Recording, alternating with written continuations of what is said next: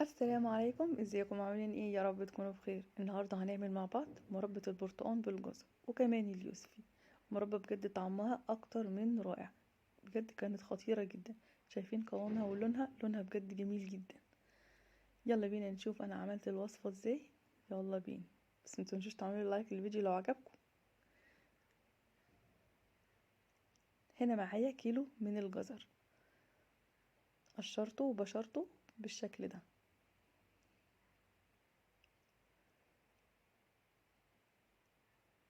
وكمان معايا 2 كيلو من البرتقال، طبعا غسلته وصفيته من المية. ومعايا كيلو من اليوسفي، وده اختياري، ممكن نضيفه او ممكن ما نضيفوش، بس انا حبيت ان انا اضيفه، وكمان ضفته بكميه كتيره كده، كيلو زي ما احنا شايفين، عشان يدي طعم جميل قوي للوصفه. هنا هبتدي ان انا اخد البرتقال واحطه في الحله واسلقه. احطه طبعا فيه ميه واغطيه واحطه ارفعه على النار واسيبه لحد ما يتسلق. هنا ممكن الطبقه الاورنج دي ممكن نشيلها بالمبشره، وممكن نسيبها. انا فضلت ان انا اسيبها كده، اخد البرتقانيه كلها بخيرها. طبعا البرتقال ليه فوائد كتير، واهمها طبعا فيتامين سي. هنا معايا طبعا جبت حله وحطيت فيها الجزر. وهنا بالنسبه لليوسفي طبعا مش هنسلقه زي ما عملنا مع البرتقال، هقطعه كده زي ما بنقطع الليمونه، علشان نقدر ان انا اتخلص من كل البذور اللي فيه بالشكل اللي احنا شايفينه ده.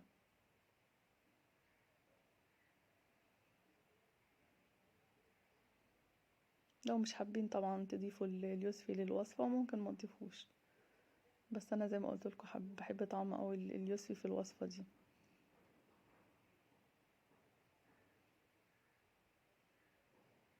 هبتدي طبعا ان انا قطعته كده وهتخلص من البذور زي ما احنا شايفين، وبعدين هحطه في الميكسر علشان طبعا افرمه. هعمل الكميه كلها اهو. خلصت كل البذور، ولو في بذور ولا حاجه بعد ما بفرمها بتبان بنشيلها طبعا. حطيتها طبعا في محضره الطعام وفرمتها كده.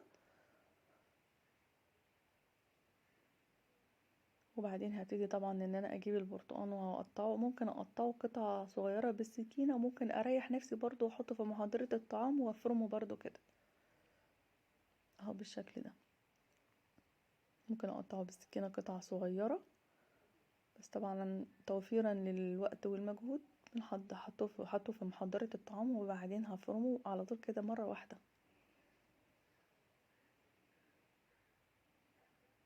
توفيرا للوقت طبعا والمجهود.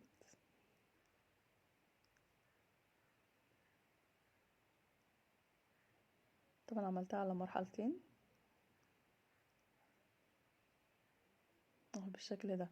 طبعا هي ما فرمتهمش قوي، يعني ما نعمتهمش قوي في قطع يعني من البرتقال. هنا هبتدي بقى ان انا اضيف السكر. الكميه عندي عباره عن ايه؟ الكميه عندي عباره عن 2 كيلو من البرتقال وكيلو من الجزر وكيلو من اليوسفي، يعني المجموع كله 4 كيلو. 4 كيلو طبعا ضفت 2 كيلو من السكر.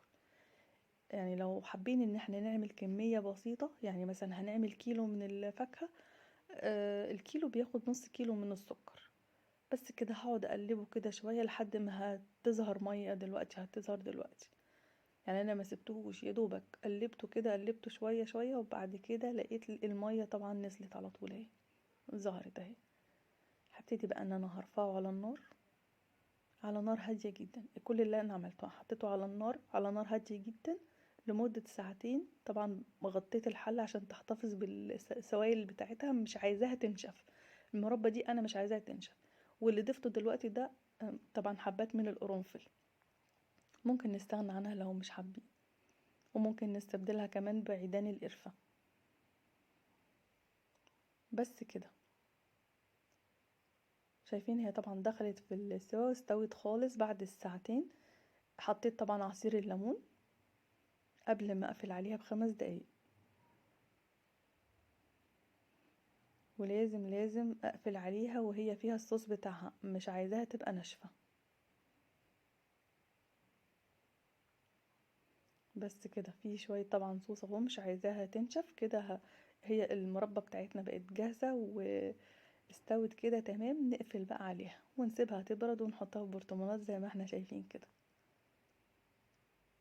بس كده وصفتي، يا رب تكون عجبتكم. متنسوش بقى تعملوا لايك للفيديو لو عجبكم، وتشتركوا في قناتي وتفعلوا زر الجرس عشان يوصلكوا اشعار بكل فيديو جديد انزله. شايفين قوامها ولونها جميل؟ جربوها بجد بجد هتعجبكم، مش هتبطلوا انكم تعملوها تاني.